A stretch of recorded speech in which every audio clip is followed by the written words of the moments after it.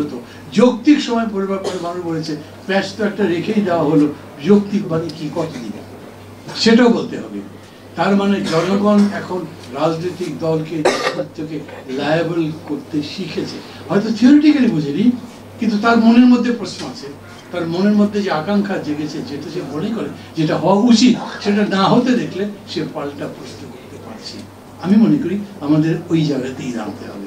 যারা এরকম করে বলছে একটা বিশাল পরিবর্তন এখন হয়ে যাবে, মানে সবসময় আশা করা ভালো তো না, আশা ছাড়া কি মানুষ বাঁচে, কিন্তু আশা হতে হলেই মরে যাবে যেরকম না, কারণ আমাদের আশা তো প্রতিবারই হত হচ্ছে।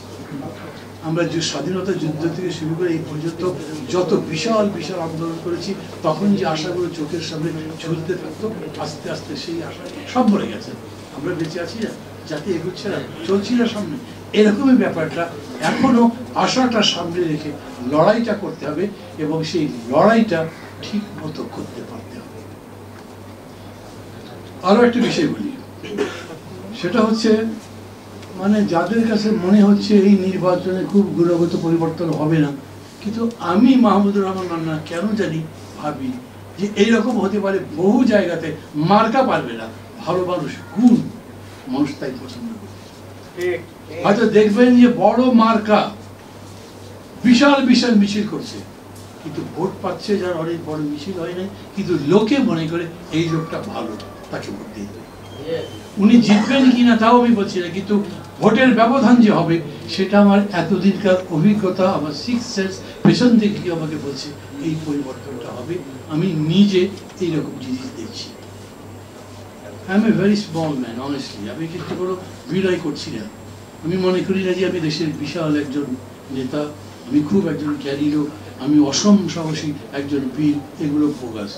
মানে এরকম হয়েছে যে একটা গল্প শুনেছেন, মানে সাগরের মধ্যে ডুবে একজন মানুষ ডুবে গেছে, জাহাজের মধ্যে সবাই হইচই করছে, একটা লোক ঝাঁপ দিয়ে পড়লো নিচে, লোকটাকে উদ্ধার করেছে। ফলে জিজ্ঞেস করছে সত্যি আপনাকে ধন্যবাদ দিতে হবে, আপনি কত সাহসী। তো বলেছে ভাই আমি বুঝতেই আপনি ধাক্কা দিলেন, আমি তো নাম্বার ছিলাম না।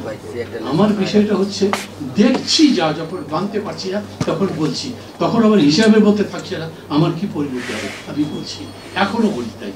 এবং এই কারণে আমার বন্ধু শত্রু হয়ে যেতে পারে, আমার সৌভাগ্য বন্ধু শত্রু হচ্ছে না। বন্ধুরা বুঝতে পারছে আমি যুক্তির সাথে বলছি, এবং আমি মনে করি বলাটা চালিয়েই যেতে হবে।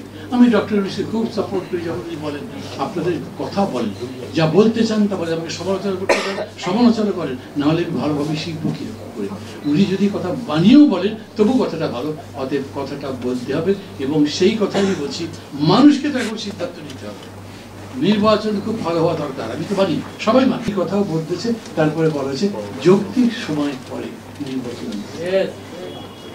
আমি বলছি ফাইন লাইনটা হচ্ছে এই, কেবল পলিটিক্যাল মাসল দিয়ে যেতে যাচ্ছে না।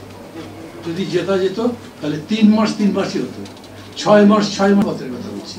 এখন পর্যন্ত সারা দেশের মানুষের কাছে ওই দলটা হলো সবচেয়ে জনপ্রিয়, অথচ ওই বক্তৃতা দেবার পরে নীরবে নিঃশব্দে প্রায় সমস্ত মানুষ প্রতিবাদ করেছে। সেই কারণে তাদেরকে আর কয়েকটা দিনের মধ্যে বলতে হয়েছে যা 6 মাসের মধ্যে করতে হবে, এবং সেটাও একটা অবাক ব্যাপার, 6 মাসে মানুষ অ্যাকসেপ্ট করলেন। অতএব ওই